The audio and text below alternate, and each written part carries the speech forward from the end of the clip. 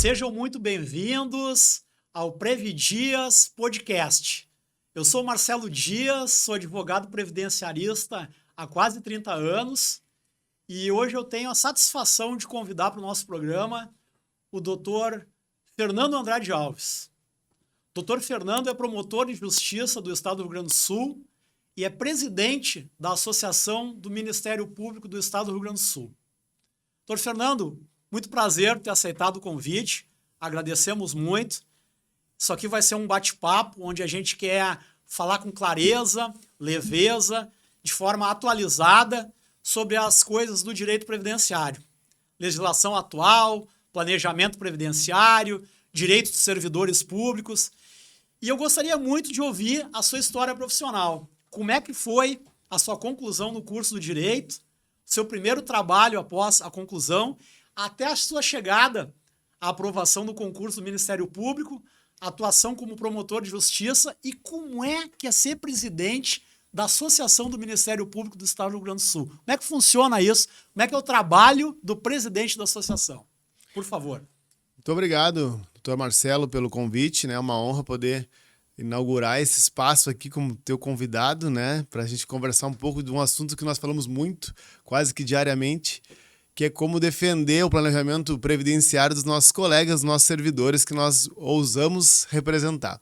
Então, para mim é uma satisfação muito grande mesmo poder aqui a gente dividir um pouco daquilo que a gente realmente faz do nosso dia a dia, né? Que é cuidar e sempre tentar cuidar muito bem dos nossos colegas. Eu sou servidor público de carreira desde sempre, né? Eu sou servidor público desde os 18 anos, eu fui servidor público municipal em Canoas. E depois eu ingressei no Ministério Público já aos 22 anos e sigo no Ministério Público até hoje. Então eu venho sempre fazendo concurso, né, e galgando outros cargos e sou promotor de justiça desde 2011. Então, me formei em Direito nesse curso, nesse período. Então a gente vai... eu fui moldando a minha carreira imaginando ali aquilo que eu poderia fazer no serviço público. Fiz a faculdade de Direito na PUC. Quando concluí o curso... a gente, quando faz a faculdade de Direito, se dá conta do tamanho que é o leque de possibilidades que o direito abre. E dentre todas, como eu já era servidor do Ministério Público, eu pensei, bom, estou vendo ali a função dos promotores de justiça, achava já tinha eles como ídolos, assim, né? Trabalhar como promotor de justiça, antes de entrar no Ministério Público como agente administrativo, eu só imaginava como seria. E depois que eu comecei a conviver, eu vi que aquelas pessoas eram realmente engajadas, né? E aquele engajamento me disse, olha, eu gostaria de ser colega desses servidores, né? Dessas pessoas tão especiais que eu vi assim com uma dedicação, uma preocupação com o bem comum, né? Com como que a sociedade funcionava e como que as coisas funcionavam. Trabalhei no Ministério Público primeiro no interior, né? E depois cheguei aqui em Porto Alegre na Promotoria de Defesa do Consumidor. E ali era uma promotoria especializada, então uma experiência de conhecer os problemas que a cidade vinha passando e me apaixonei realmente pelo que os promotores faziam. E aí quando concluí o curso de Direito, concurso para assessor do Ministério Público, que é um cargo, né, de nível superior nosso, e aí depois quando entrou concurso do Ministério Público eu estudei mais ainda, né? Enfim, a gente não estuda para passar, né? A gente estuda até passar. Perfeito. Então, chegou no concurso, fazia 7 anos que não havia concurso, então era muito disputado, e eu consegui, então, lograr a aprovação em 6º lugar no concurso. Eu, que não esperava sequer conhecer um promotor de justiça, passei num concurso em 6º lugar, eu pensei, nossa, então acho que eu sirvo para isso. Mas quando a gente vai trabalhar mesmo, vai saber como é ser promotor, quando a gente senta na cadeira e aí as decisões não podem, né? A gente só compartilha com os amigos mesmo. A gente tem uma corregedoria que nos apoia muito, mas é muito tocante, assim, quando tu senta na cadeira e olha assim, isso é ser promotor de justiça. Quando chega uma criança em situação de vulnerabilidade, quando tem uma vítima de violência doméstica, quando tu tens que tomar pé disso, assim, aquela dor das pessoas, e aí tu percebe que tu vai trabalhar com dor o resto da tua vida. E aí isso pesa no início, a gente tem um acompanhamento psicológico no início do concurso, justamente para ver se essa adaptação ao cargo mesmo, porque é muito duro começar a trabalhar com direito, estudou direito, mas tu estudou todo o direito, né? Direitos, família é uma parte, crime é outra parte, mas aí quando tu chega para trabalhar no Ministério Público, tu percebe que tu vai trabalhar com as dores das pessoas. E aí comecei a trabalhar, fui para Caçapava do Sul, uma comarca pequena, mas com muito trabalho, um Ministério Público muito importante. Quanto menor a cidade, mais importante é a função do promotor de justiça, porque tudo passa por ali. As questões políticas, as questões de segurança pública, né? O promotor de justiça ele se torna uma autoridade, porque né, investido de uma autoridade, de uma função que lhe investe de autoridade, mas ele ganha uma importância, então, nessas cidades pequenas. E aí eu me promovi para São Borja, trabalhei no júri em São Borja, uma cidade de oradores, né? Então, sim, onde a gente acaba entendendo assim como que as pessoas se expõem em público, como que uma cidade de presidentes, né? Então, a gente aprende muito ouvindo os outros, né? E muito também com os próprios erros. No Ministério Público a gente tenta errar o mínimo possível, mas não somos infalíveis. Então, com os erros, nós sempre temos oportunidade de acertar na próxima vez. E aí, terminei ali o meu trabalho em São Borja, vim a São Gabriel, trabalhei numa área especializada, né, defesa da infância e juventude, meio ambiente. Tive um trabalho ali muito forte, ali em parte de assentamentos rurais, um trabalho difícil, mas que trouxe um conhecimento social, assim, né, daquela região e dessa realidade do campo. E aí depois vim a Tramandaí, promotor do júri de Tramandaí, Osório, júri de Osório, Passo Fundo, júri de Passo Fundo, fiquei 1 ano em Passo Fundo, mas fiz 85 plenários, foi o maior número de plenários daquele ano, porque tinha um acúmulo por lá. Júri de Porto Alegre, depois do Passo Fundo, fiquei no júri de Porto Alegre. Fernando, para quem está nos ouvindo, o plenário mesmo é aquela sessão, é o julgamento do júri. Para ficar bem claro assim para quem está ouvindo. Exatamente. Eu me norteei para ser um promotor de júri. Promotor de júri. Eu fui forjado lá em São Borja, Tramandaí, Osório, Passo Fundo e cheguei no júri de Porto Alegre. Quando a gente chega no júri de Porto Alegre, a gente realmente, para quem, como eu disse antes, né, sequer esperava ser promotor de justiça.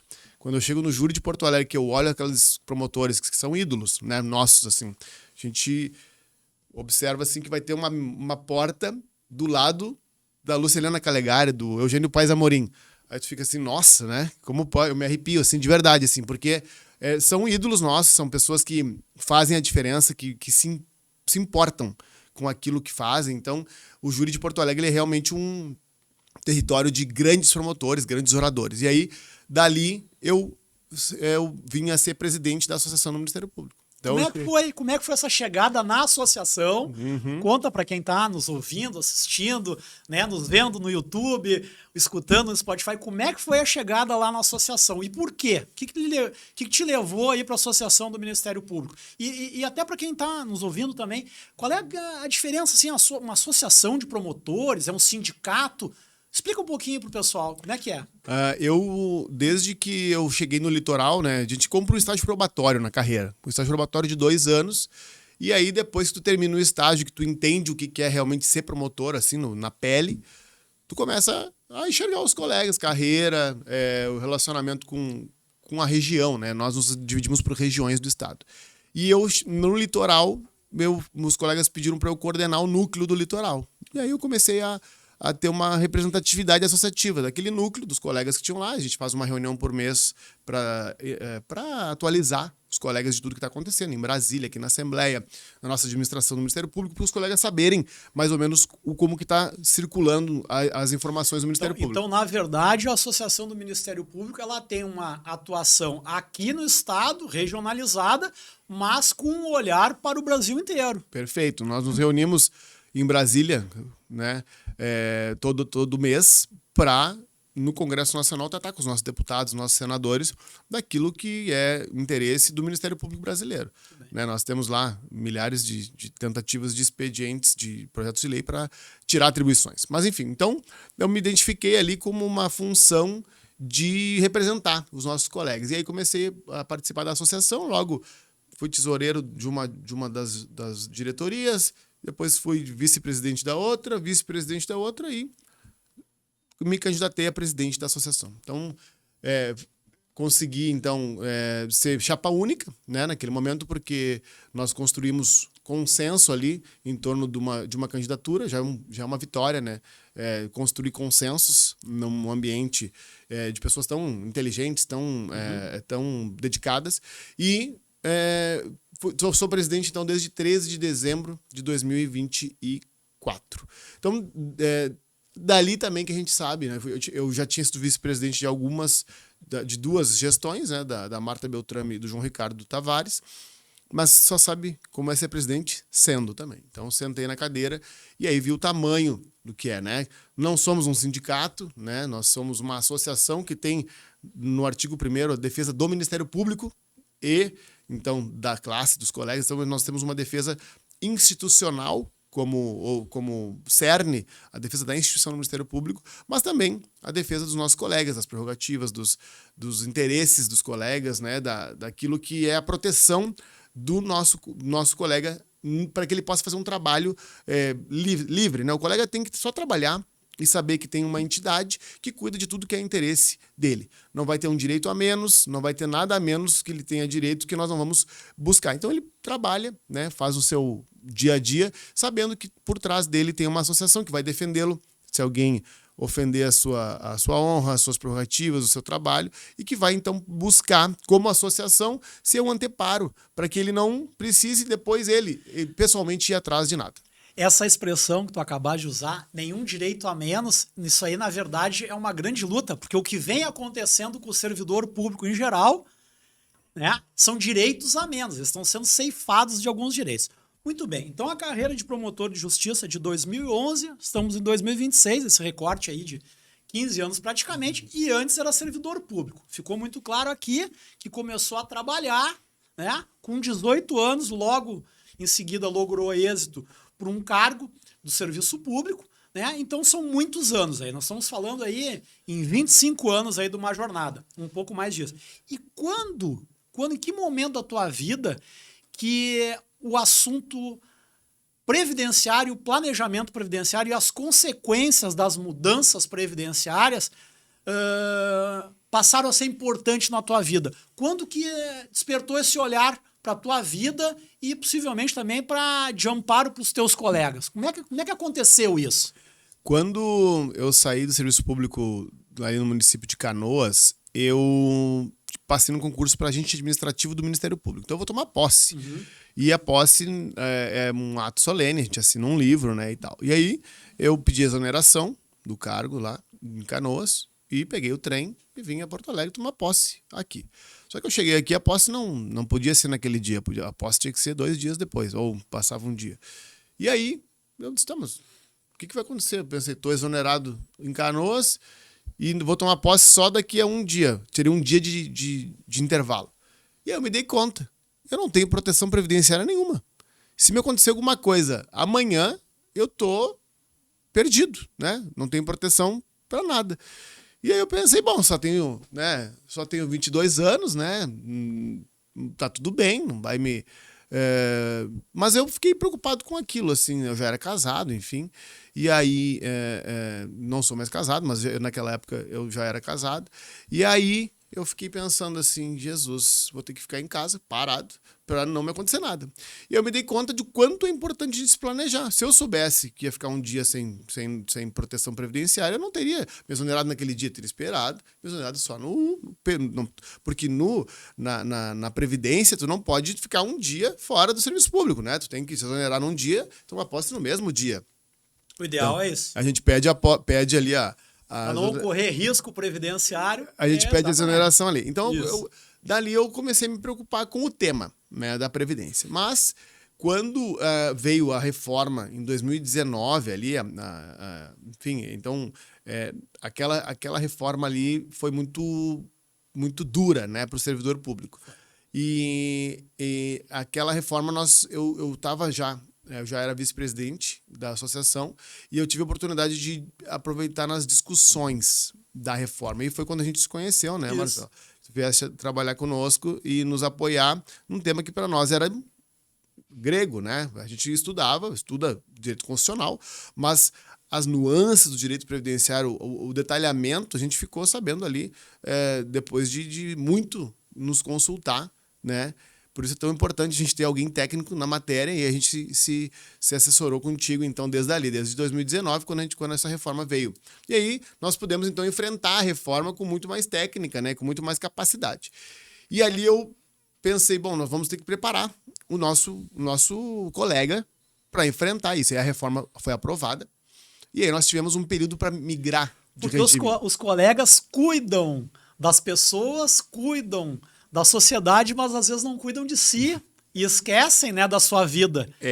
É bem isso, assim, porque é como a gente falou antes, né? O colega sabe que tem uma associação cuidando dos seus interesses, não vai deixar nada passar. Mas quando há uma reforma e é um movimento de reforma, às vezes a associação não consegue evitar todas as maldades. E algumas maldades passam. E foi uma reforma muito drástica, né, Foi. Fernando? Porque foi uma reforma que ela mexeu com todos os regimes próprios de previdência, né? Os municípios, os estados e a União, e ainda mexeu também com o regime geral, né? O regime geral, né, para quem está nos ouvindo, aí, o INSS. Então foi uma reforma que mexeu com todo mundo. Servidores públicos, todas as classes de servidores públicos e os trabalhadores, né, ligados ao regime geral, aos sócios de empresas, aos trabalhadores autônomos. Foi uma reforma muito significativa. Foi um corte muito significativo. E tu vais lembrar, né, que a gente trabalhou no acompanhamento da PEC, né, do projeto de emenda constitucional, de fevereiro de 2019 até novembro de 2019. Virou o ano. O que aconteceu? Tivemos a pandemia e ainda ficamos trabalhando no início, especialmente no primeiro semestre de 2020, na questão da nossa reforma estadual aqui, né? Que mexeu aí com as carreiras dos servidores públicos do estado do Rio Grande do Sul, né? E para quem nos ouve, assim, é deixar muito claro, assim, ó, o promotor de justiça, o magistrado, ele não tem uma vantagem legal em termos previdenciários. Ele não tem. Então, assim, a regra desse homem, dessa mulher que é servidor público, que é promotor de justiça e é magistrado, ela é igual para aquele que não é, que tem uma outra formação, que é um engenheiro, que é servidor público, que é um nutricionista, que é servidor público, que é um contador, que é servidor público. Não existe uma vantagem com relação a tempo de contribuição e preenchimentos de requisitos para concessão da aposentadoria ou outros direitos. Eu acho que é importante frisar isso, né, Fernando? É bem importante, né? Porque quando há uma reforma, né, se diz que se busca argumentar de que a Previdência é deficitária. Né? E nós temos contribuições altíssimas, né?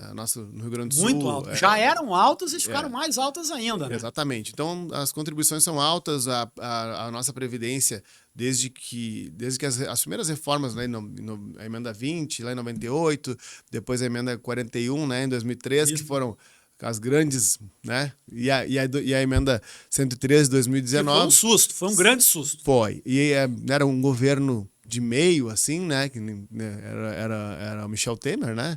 Que promoveu aquela. Nós tivemos, né, um projeto de emenda constitucional em 2017. Sim. Ela não foi adiante, né? Por questões políticas ali, ela não acabou que a tramitação ela foi muito curta, não foi adiante. E aí tivemos, né?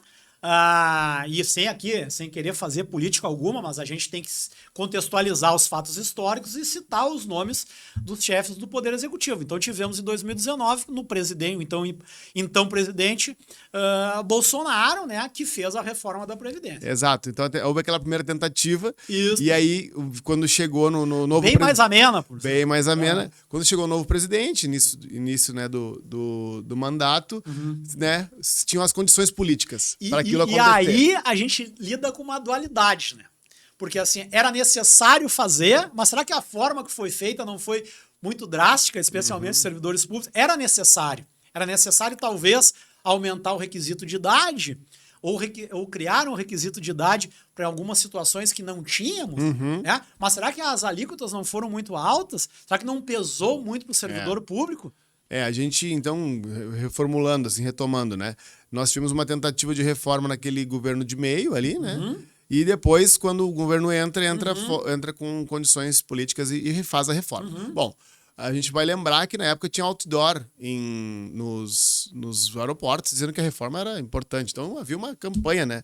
Então tá, foi feita a reforma e nós vimos, hoje temos ações judiciais, né, no Supremo Tribunal Federal, discutindo ali alíquotas, a progressividade, confisco, contribuição de aposentados e pensionistas, né? Então, imagina, aí nós vamos voltar à contribuição. As contribuições são superavitárias hoje, né, desde essas reformas, né, que era como a gente começou a falar. Então, hoje o problema está resolvido da contribuição. E quando a gente fala em confisco, a gente está falando num somatório, né, do desconto elevadíssimo da contribuição previdenciária e do desconto em contra-cheque do servidor, de todos os servidores públicos. Todos os servidores públicos descontam o imposto de renda no contra-cheque. Então, quando a gente soma esses dois descontos, nós estamos falando com facilidade.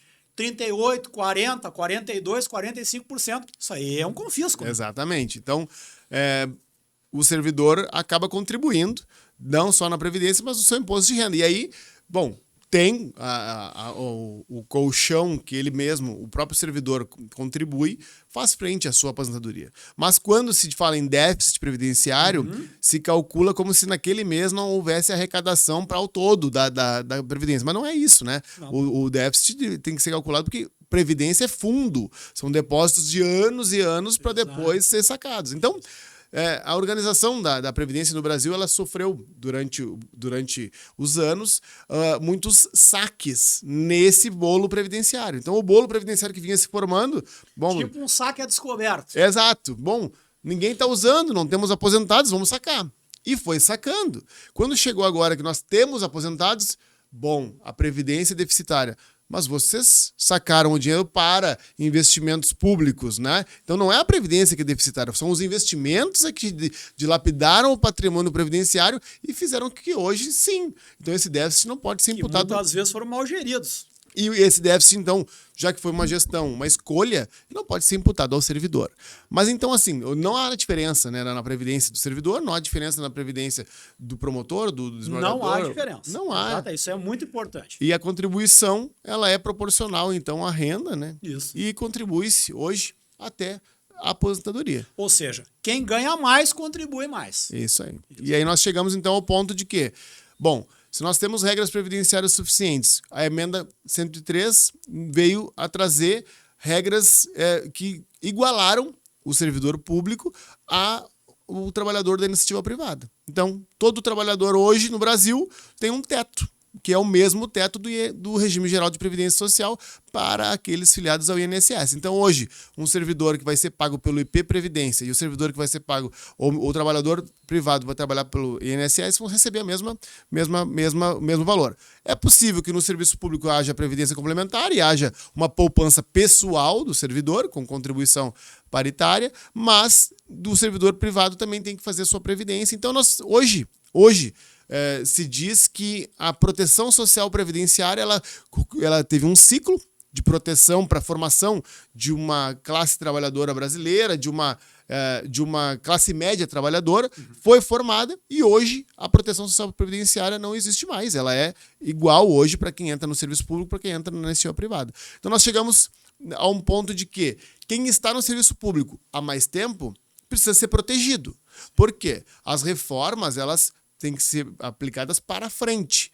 Acontece que as regras de transição não foram observadas nas reformas, nós não tivemos uma oportunidade de os servidores se prepararem para isso. E nós sabemos que daqui para frente é possível que haja outras reformas. Então, assim, quando a gente pensa no serviço público e no serviço público em geral como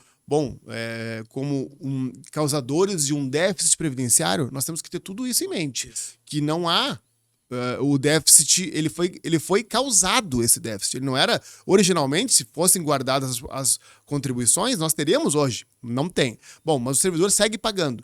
E esse servidor que aderiu ao serviço público lá atrás, quando o regime de previdência pressupunha uma proteção maior, ele pode ser prejudicado. É isso que as reformas têm tentado, e nós temos protegido minimamente aqueles que ingressaram ali até 2003, antes da emenda 41, nós temos conseguido preservar a sua proteção. Mas dali para frente, os avanços, todas as reformas vêm atingindo a todos. E existem algumas alterações que atingem realmente todos, né, Marcelo? Sim. A idade mínima. Isso. Né? Hoje, nenhum homem vai se aposentar com menos de 65 anos. Muito né? rápido.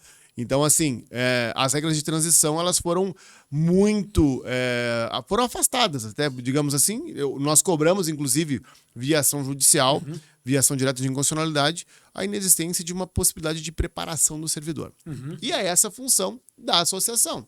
Né? Nós estávamos agora em Brasília, no mês de janeiro, e o Supremo Tribunal Federal está julgando ações diretas de inconstitucionalidade ainda da reforma 2019. Tratando do quê? Contribuição de aposentados. Bom, o servidor se aposenta e segue contribuindo, tá bem, mas é no mesmo montante do que o ativo. Bom, mas ele não tem gastos superiores enfim, né? Nessa fase da vida, não tem uma diminuição da capacidade, enfim. Então nós temos que cuidar como associação da proteção de todos eles. E a gente tem que lidar também com uma longevidade, né? O acesso à saúde e, consequentemente, a longevidade, tanto do homem e da mulher, aumentou muito. Né? Isso aí também pode ser um problema previdenciário. Tudo passa muito rápido, né? E a vida contributiva do servidor público também passa muito rápido. Se a gente for olhar nos últimos 30 anos, nós tivemos uma reforma em 98, uma grande reforma, e eu falo aqui de cadeira, porque eu comecei a advogar em 96, comecei a me dedicar para a advocacia previdenciária. Então, em seguida que eu comecei a advogar, reforma da Previdência, emenda constitucional número 20 de 1998. Logo depois, tivemos uma outra reforma, bem drástica também, e direcionada para o servidor público. E ali, né, bem lembrando, onde terminou o regime da paridade e da integralidade. Ali, a partir daquela data ali, terminou para os novos servidores públicos, né, tanto o homem quanto a mulher, e em qualquer carreira, terminou o regime da paridade. Qualquer carreira não. Pouquíssimas carreiras ficaram de fora disso, né? Até porque algumas delas têm que ter um determinado sistema mais protetivo, quem tem um risco de vida, uma exposição, mas assim, o grande volume do serviço público terminou ali, que tinha uma vantagem legal. Depois tivemos uma mini-reforma em 2005, outra mini-reforma em 2019. E quem está nos ouvindo aí vai lembrar da grande reforma, essa que nós acabamos de citar, que é de 2019, da emenda constitucional 103, que repercutiu aqui no estado do Rio Grande do Sul, da emenda constitucional no 78. Então a gente está falando, em quase 30 anos, em 5 grandes modificações. E outras virão ainda, né? Nós tivemos, por exemplo, na última reforma, e eu particularmente considero assim um grande prejuízo, né? E isso passou meio batido, assim, que é as questões ligadas aos pensionamentos, né? E a nossa vida ela é finita, a gente vai embora um dia. E aí como é que vai ficar a nossa família? Como é que vai ficar a nossa esposa? Como é que vai ficar os nossos filhos? Aqueles filhos que muitas vezes têm uma dependência previdenciária por muito tempo ou vão ter por toda a vida porque são acometidos de problemas de saúde, não vão poder trabalhar. Como é que fica isso? E como é que a associação está lidando com essa particularidade e esse planejamento para a sucessão em razão do óbito? Como é que fica aí? Como é que estão as pensionistas? A gente tem se preocupado, né, Marcelo, e nos debruçado muito no momento do óbito em acolher as pessoas, né? Hoje mesmo eu assinei ali a adesão de uma pensionista, né? O nosso colega faleceu, trabalhou até os 75 anos, aposentou em outubro Trabalhou e compulsoriamente. contribuiu. Quer dizer, esse membro do Ministério Público, ele deve ter contribuído 40 anos. 40 anos, mais. Mais, é. Enfim, então ele se aposentou aos 75 anos, compulsoriamente, né? Uma semana antes de fechar os 75 anos, e faleceu 3 meses depois. Então contribuiu para sempre e aí vai deixar um pensionamento. Bom, essa pensionista, né, perdida, porque a gente sabe que muitas vezes quem sabe dos direitos e das particularidades é o trabalhador e acaba não transmitindo para a família os cuidados. Se eu falecer, a gente acha que é quase infinito, né? E muitas vezes senhoras que nem foram inseridas no mercado de trabalho. Perfeito. Né? E aí não conseguiram, não puderam, né? Ou fizeram uma opção familiar de não se inserir no mercado de trabalho. E aí a gente, com todo o respeito, né, ao momento do luto, mas já no velório, a família me procurou, disse, a gente está preocupado e tal. Eu disse, não, fica tranquilo, nós temos uma um auxílio funeral, né? E temos também um encaminhamento que nós vamos fazer para se vocês irem ao IP Previdência, e nós vamos também cuidar de todos os interesses, os direitos que o colega tinha e que passam para vocês, aqueles que ele não recebeu durante a vida dele. Mas as pessoas não imaginam o tanto de particularidades que tem para até chegar lá, receber a pensão. Então demora um tanto, né? A gente justamente por essa razão nós nos assessoramos, né, a um advogado previdenciarista para poder receber as pessoas nesse momento em que elas já não pensavam nisso e ainda estão ali acometidas do luto e pouco conseguem pensar. E a gente tem que esclarecer que não importa se o servidor público tem 5 anos, 10 anos, 15 anos ou 40 anos de carreira ou de contribuição. A regra para o pensionamento ela é igual para todos. Não distingue. E há uma queda, né? Significativa. Daquilo que o servidor recebia, a pensionista vai receber 50 mais 10, 60% se não tiver herdeiros menores. Perfeito. Então, imagina, de um dia para o outro, a renda familiar perde 40%. E aí... Quer dizer, aquilo do 100% do pensionamento há muito tempo, né? Vamos confirmar aqui uma pergunta com a resposta. Há muitos anos, desde 2004. Não há, então, pensão integral, né? As pessoas recebem 60% daquilo que o servidor... Se estava aposentado, aquilo que o servidor recebia. Se ele não estava aposentado, ainda é um cálculo da aposentadoria dele antes de calcular a pensão, né, Marcelo? A gente vai calcular a aposentadoria que ele teria se por invalidez permanente, que vai ser parcial, então, né? Não vai ser integral. E depois, com base nisso, ainda 60% daquele valor. Então, se o servidor falece em atividade sem tempo de aposentadoria, a queda para a pensão ainda é muito maior. Muito grande. E a gente já teve, né, Marcelo, juntos, enfrentando com familiares que tomaram Então, como esse tema do planejamento previdenciário, e aí, por que não, né, do planejamento sucessório, é importante. Porque, diferentemente de uma senhora que não estava inserida no mercado de trabalho, que não tinha uma renda ou não tinha uma aposentadoria, outras tantas têm. E aí, o que a última reforma trouxe? Né? Terminou com aquelas situações de 2 ou 3 benefícios, ou 4 até benefícios previdenciários. Nós temos a limitação no segundo, quer dizer, uma aposentadoria e uma pensão. E o segundo, que ele é limitado ao segundo, ainda temos uma limitação de valor, que é uma limitação muito alta. E muitas vezes, ou no mais das vezes, o servidor contribuiu. Então, como fica aquela assim, ó, normalmente, né, a gente fala mais em viúvas, né? Então, como é que fica aquela senhora, né? Se a família não está preparada? Nós, na associação, temos 100 pensionistas. 100 pensionistas. Nós temos 240 aposentados e 100 pensionistas e mais 750 colegas ativos. Então, nosso grupo é de 1.100 pessoas. Nós cuidamos muito delas, porque nós sabemos que elas realmente, nesse momento, precisam de apoio total. E aí, nós vamos apoiar tanto no início do encaminhamento das primeiras providências e depois nós seguimos com elas, porque, né, a gente precisa que elas tenham reajuste nas pensões delas e muitas vezes... É um momento muito difícil. Se não bastasse tudo, ainda tem que pensar no dinheiro. Exato. Muito difícil. E aí a gente tenta trazer elas para esse sentimento de que elas não estão sós. Não estão sós. Elas têm uma associação que tenta centralizar esse grupo de pessoas que pertenceram e que as famílias, então, se dedicaram ao Ministério Público. E aí, nesse particular, a gente reúne com elas, a gente transmite informações para elas, para que elas possam saber dos direitos que elas têm, aquilo que nós estamos buscando, às vezes que foi deixado para trás pelo servidor, né, que ainda é possível que ela possa fazer, lançar a mão, nós vamos atrás também. Então, é um apoio, né?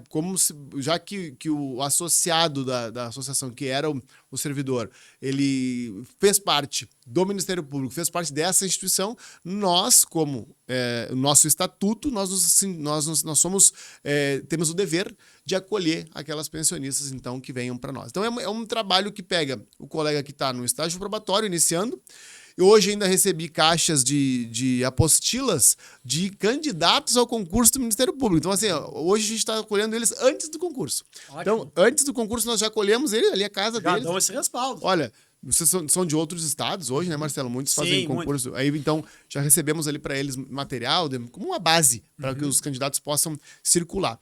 Acolhemos no estágio probatório, os colegas que chegam, durante a carreira inteira e depois da aposentadoria e depois do falecimento até as pensionistas. Então, é uma associação que este ano completa 85 anos, é a associação mais antiga aqui, né, do nosso estado, da associação jurídica mais antiga aqui do nosso estado, e tem no DNA a proteção total das pessoas que integram ou integraram o nosso Ministério Público, sejam os promotores mesmos, sejam os seus pensionistas. É uma associação que com essa idade toda passou por 2 enchentes, né? A primeira foi lá em 41, nós fomos fundados em 41, e agora em 2024, e também passou por todos os períodos de exceção do Brasil, e segue forte hoje, então, defendendo o Ministério Público e os nossos colegas promotores de justiça. Sensacional, que bacana.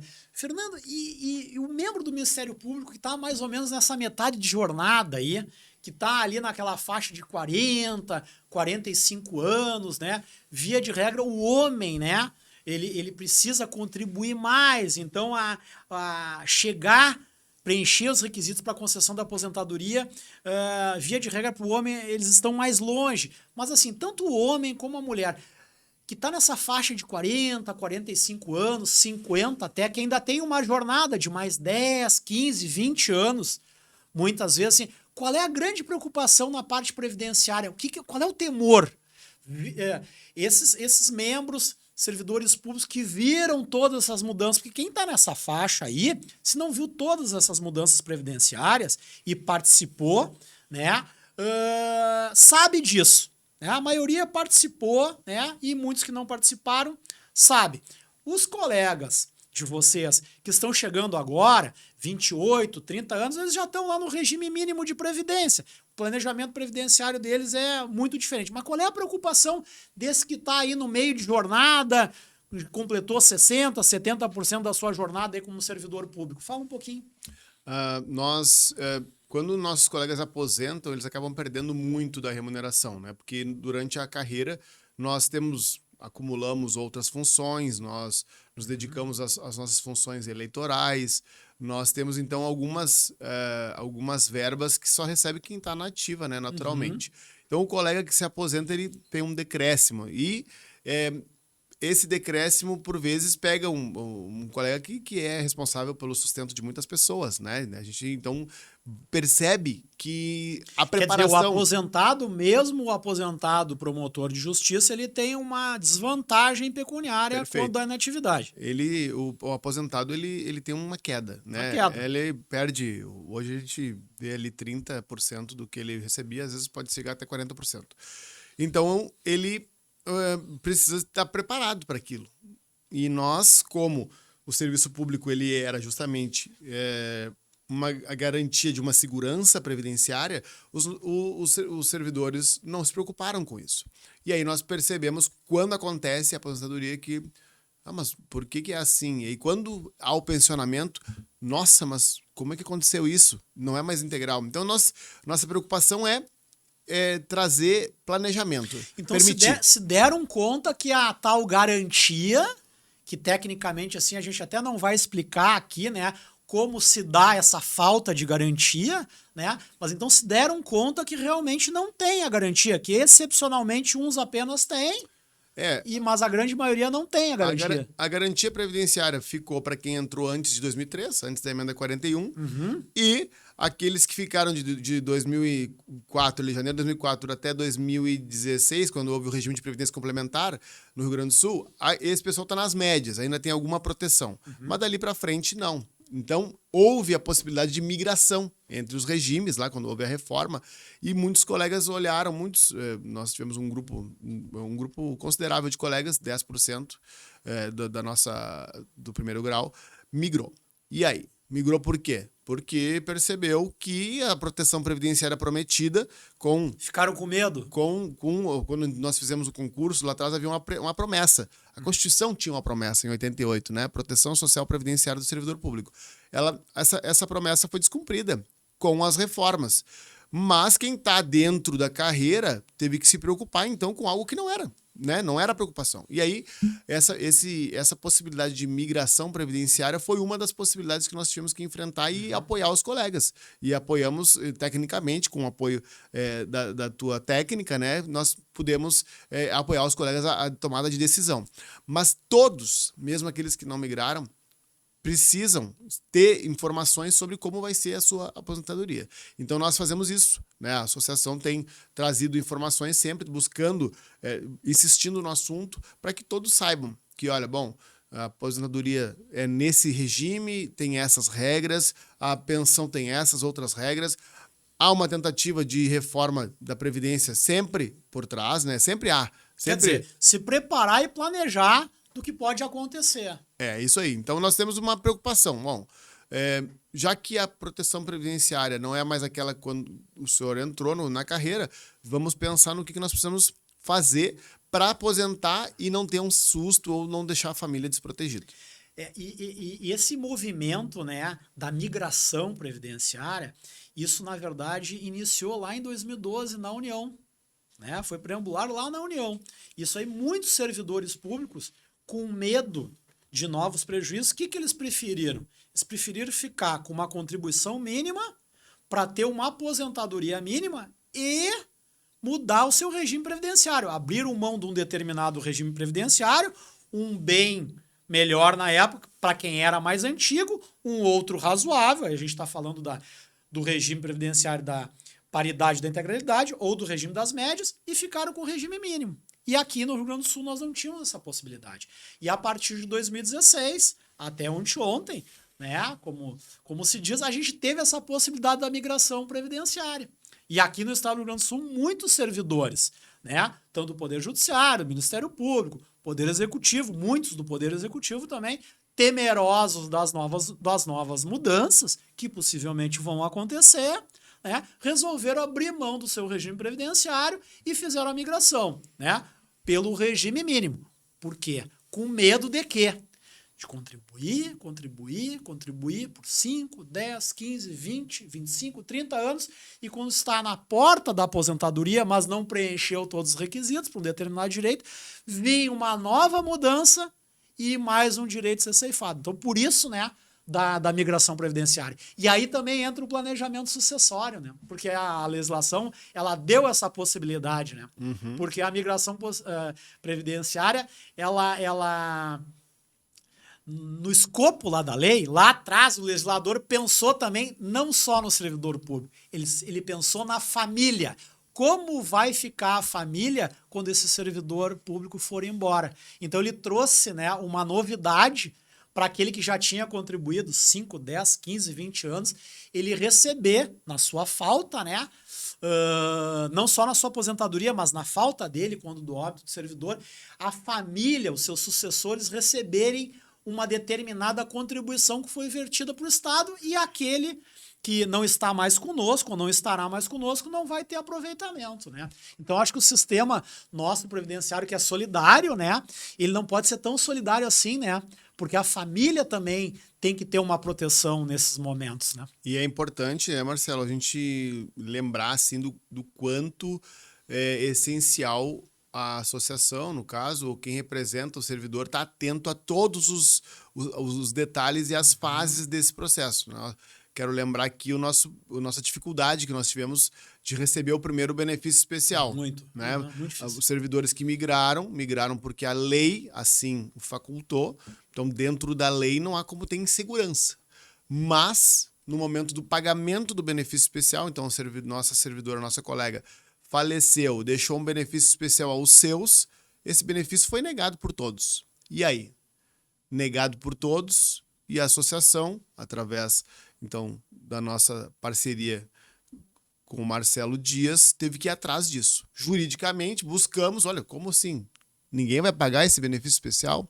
E, para nossa surpresa, essa decisão não foi simples de ser conseguida, né? Uma luta, né? Foi uma luta, tivemos que lutar no primeiro grau de jurisdição, conseguimos ao final ali uma liminar que depois foi cassada, então uma luta, e aí nós tivemos que migrar para atuação política. Então a gente percebe assim uma advocacia integral, né, que nós fizemos junto à Associação do Ministério Público com... Tem todo esse bastidor que muitas vezes não aparece, né?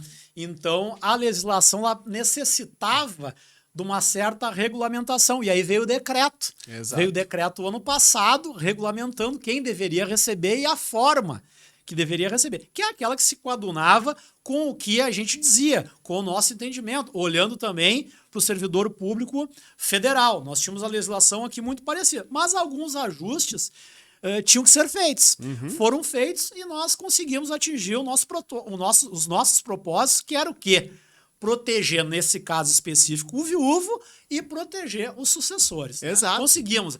Foi o primeiro caso, e o primeiro caso sempre é mais complexo, né? E causa um determinado temor e uma determinada insegurança também. Causa uma quebra de confiança, né? O servidor confiou no serviço público, migrou, e aí quando os seus sucessores vão receber, tivemos essa Mas agora todos viram que é uma possibilidade real, né? De fazer o planejamento. E viram que o quanto é importante ter uma associação que faça todo o trabalho de bastidor e também político, né? Porque nós temos que construir politicamente esse decreto.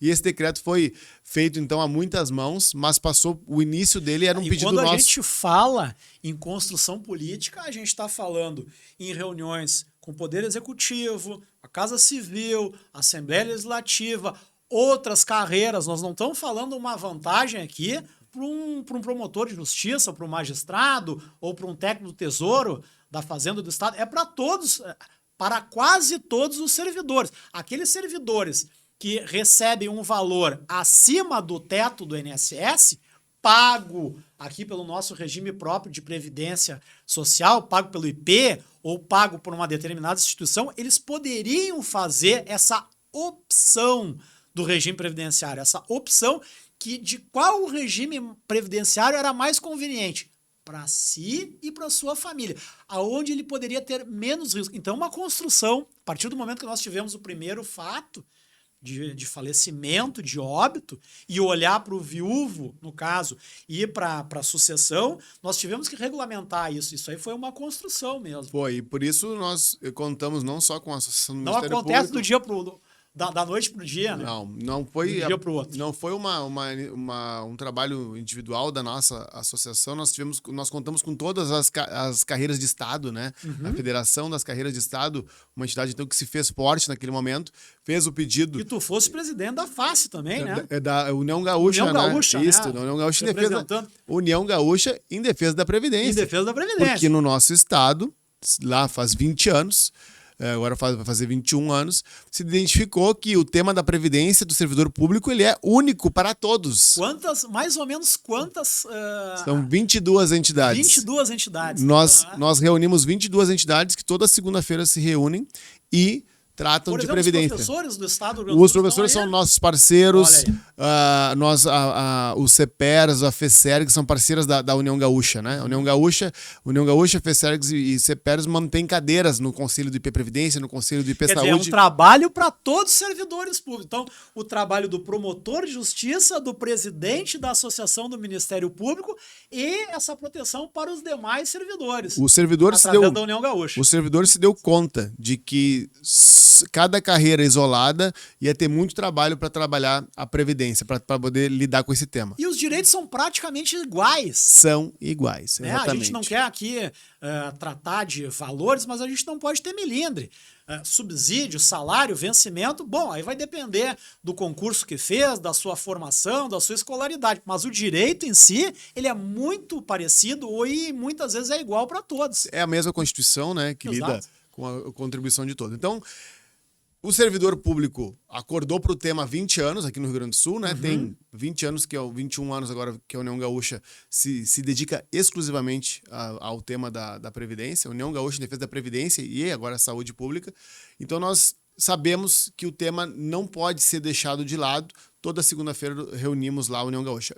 E é importante que o servidor também saiba, né? O servidor que está nos assistindo, que saiba que busque a sua entidade e busque a proteção do seu direito, porque é no momento da aposentadoria que às vezes o susto vem, de identificar ali que há algum decote nas suas contribuições, ou enfim. É importante que se consulte, né, Marcelo, com alguém técnico no tema. Em outras palavras, tu está dizendo que o planejamento previdenciário é muito importante para todas esses casos que nós falamos, esses fatos previdenciários, esses fatos da vida, que a gente podia citar outros aqui, né? A gente não falou do auxílio-doença ou da licença-saúde, a gente não falou da aposentadoria por invalidez, mas ninguém está livre disso, né? Ou de sofrer um acidente do trabalho. O acidente do trabalho não é só pro regime geral, pro INSS, pro CLT, pro empregado, né?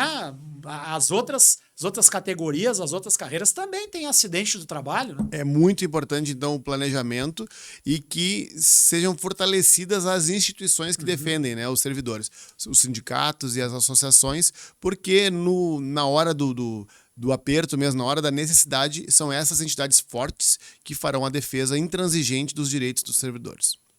Fernando, eu acho que esse trabalho, eu uso dizer que aqui no Rio Grande do Sul ele foi inovador, né? E eu acho, inclusive, pelo que a gente acompanha o trabalho da associação, das outras carreiras também, eu acho que ele é muito precursor no Brasil também. Eu acho que poucos estados e poucas associações têm esse tipo de olhar. Claro que o trabalho de outras associações, de outros estados, ele é muito qualificado também. A gente sabe que tem o bastidor de Brasília, que tem as questões ligadas ao executivo e ao legislativo, né, de Brasília, tudo passa por lá, né, e é trazido para os outros estados, para os outros municípios, né, municípios do Brasil que são muito grandes, né, por exemplo, olha o município de São Paulo, tem uma legislação específica, né, para os servidores públicos lá, municipais de São Paulo.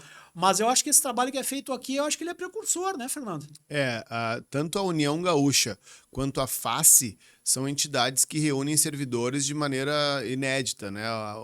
A Federação das Associações das Carreiras de Estado do Rio Grande do Sul, ela é exemplo para muitos estados que gostariam de se reunir e sentar à mesa juntos para debater temas de interesse de todos. E a União Gaúcha é algo realmente inédito para tratar de previdência de maneira uníssona e criar consensos, né? Sentar à mesa. Toda segunda-feira nós nos sentamos, a sede da União Gaúcha é na Júris, na Associação dos Juízes, então nós nos sentamos ali junto com policiais, civis, quer dizer, servidores. ninguém fica de fora. Ninguém fica todos de são fora. atingidos e a preocupação tem que ser de todos. E aí nós sentamos ali e debatemos, né, com os técnicos do Tesouro, com os auditores, com todos os servidores que têm interesse em participar ali daquela mesa, e aí extraímos consensos e enfrentamos o tema de maneira global para que não haja uma carreira prejudicada em face de algum interesse de algum grupo, né? Que ninguém saia prejudicado na luta pela defesa dos direitos previdenciários. Que legal! Ah, tu vê, né, Fernando? Eu fui olhar aqui pro reloginho aqui, já passou 1 hora quase, e a gente fica aqui mais meia hora, mais 1 hora, mais 1 hora e meia. Então eu acho que dá para dizer que esse episódio aí, eu acho que a gente pode dizer pro pessoal, né, para curtir, para compartilhar. O que tu acha, Fernando? Acho que seguir nos canais aí, eu acho que dá, tá né? de bom tamanho, né? E ficamos à disposição, né, para conversar sobre esse tema, que é um tema da nossa paixão, assim. É um tema da nossa paixão, A gente trabalha, enfim, defendendo pessoas, né? E interesses legítimos das pessoas. E a defesa da Previdência realmente nos tocou. E aí a gente, como poucos, né? Porque às vezes as pessoas não querem tratar do tema porque acham que esse tema é tão difícil ou tão... Não, mas a gente se dedica e acaba entendendo a dinâmica para poder explicar para as pessoas e elas poderem entender um pouco melhor. O que eu ia dizer no início, eu acabei deixando para falar no final, né? Então a gente é entusiasta, nós somos apaixonados pelo tema, né? O Fernando dentro da carreira dele, eu como advogado. E eu fiz questão de convidar o Fernando assim como primeiro convidado, né? Eu conheci o Fernando profissionalmente lá na Associação do Ministério Público, quando em 2019 formalmente fui contratado para defender os interesses dos membros do Ministério Público frente àquela reforma que nós citamos aqui. E o Fernando foi uma pessoa que, entre outras pessoas lá dentro da associação, ele sempre me acolheu e sempre teve um orgulho de participar comigo e ao meu lado do trabalho previdenciário. O Fernando sempre valorizou isso, mas ele não valorizou o trabalho da associação ou o trabalho daquele advogado que estava chegando lá. Por tudo que o Fernando falou aqui, ele valoriza as pessoas, ele valoriza os colegas e ele valoriza os demais servidores públicos do Estado do Rio Grande do Sul e do Brasil. Então o trabalho do Fernando tá de parabéns. Poucos conseguem desempenhar o trabalho assim com tanto amor e com tanta dedicação. Te agradeço muito, Fernando, por ter vindo aqui. Foi um prazer, né? E um grande abraço. Vamos adiante, vamos seguir juntos. Amém. Um abraço a todos. Muito obrigado. Nos vemos na próxima. Viu? Tchau, tchau. Tchau.